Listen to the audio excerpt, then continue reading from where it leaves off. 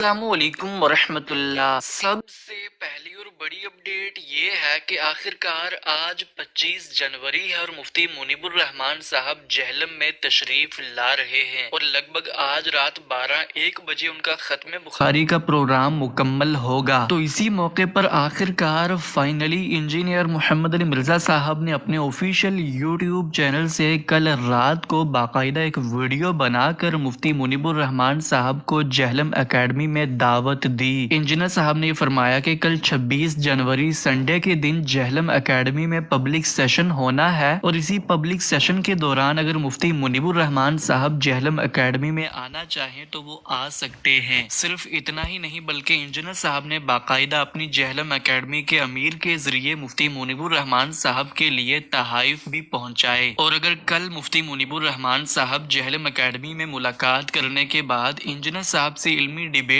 بھی کرنا چاہتے ہیں تو اس کے لیے انجینئر صاحب نے باقاعدہ پیٹرن بھی بتایا۔ میں چاہتا ہوں کہ آپ بھی میرے ساتھ ان کی یہ ویڈیو ضرور دیکھیں۔ تو علی عابد بھائی نے انہیں فون کیا، مفتی صاحب نے خود فون اٹھایا، یہ میں ایکسکلوسیو خبر دے رہا ہوں اپنے پلیٹ فارم سے، اور یہ بات ہے بدھ والے دن کی۔ مفتی صاحب سے انہوں نے پوچھا کہ مفتی صاحب آپ مناظرے کے لیے جہلم جا رہے ہیں؟ تو مفتی صاحب نے کہا میں تو ختم بخاری اور دستار بندی کے لیے جہلم جا رہا ہوں۔ یہ کہہ کے مفتی صاحب نے فون اپنا بند کر دیا۔ یعنی مفتی صاحب نے اس کے جواب میں یہ نہیں کہا کہ ہاں میں مناظرے کے لیے جا رہا ہوں، بلکہ کہا میں تو اپنے پروگرام میں جا رہا ہوں۔ لہٰذا جہاں تک ہمارا اس حوالے سے حسن ظن ہے وہ یہ ہے کہ مفتی صاحب اس قسم کی کسی سازش کا حصہ نہیں ہے۔ یہ جو مبینہ ریپ ہے یہ انہوں نے خود فیم حاصل کرنے کے لیے مفتی صاحب کی طرف اس طرح کا جھوٹ باندھا ہے، لیکن مفتی صاحب کی ذمہ داری تھی کیونکہ ہم نے مفتی صاحب کو یہ ویڈیو بھیج دی تھی علی عابد بھائی کے تھرو، ابھی تک انہوں نے اس کا رد نہیں کیا۔ اس کی وجہ سے مفتی صاحب بھی اس پورے پروگرام کا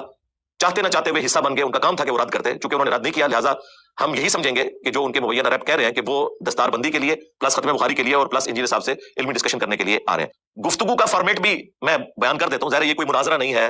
آپ اسے مجادلہ یا کوئی علمی ڈیبیٹ کہہ سکتے ہیں یا ڈسکشن کہہ سکتے ہیں ایک فرینڈلی ماحول میں۔ میں آج دیکھیں عارضی کے طور پر نیچے بیٹھا ہوں، میں نے یہ کرسی خالی چھوڑی ہے، مفتی صاحب اوپر بیٹھے، میں نیچے بیٹھوں گا اور 10 منٹ میں مفتی صاحب میرے عقائد اور نظریات جن کی وجہ سے میں خدا نخواستہ اگر کافر ہوں یا گمراہ ہوں وہ ہائی لائٹ کریں، اگلے 10 منٹ میں اس کا جواب دوں گا اور کلیریفائی کر دوں گا کہ میرے یہ عقائد و نظریات ہیں، یہ مجھ پہ بلیم ہے، اور اگر یہ آپ جو بات کر رہے ہیں اس کا میں حامی ہوں تو اس کے پیچھے یہ دلائل ہے۔ میرے لیے 10 منٹ کافی ہوں گے انشاءاللہ۔ اس کے بعد پھر 10 منٹ میں عقیدہ توحید، ختم نبوت صلی اللہ علیہ وآلہ وسلم اور گستاخانہ عبارتوں کے حوالے سے بریلوی دیوبندی اہل حدیث کے بالخصوص جو نظریات ہیں اور اہل تشیع کے بالعموم، وہ 10 منٹ میرے لیے کافی ہے، میں وہ رکھ دوں گا، اور پھر اس سے اگلے 10 منٹ میں مفتی صاحب نے اس کے اوپر رسپانس کرنا ہے، مفتی صاحب نے اس کا جواب نہیں دینا، اس کے اوپر فتویٰ دینا ہے،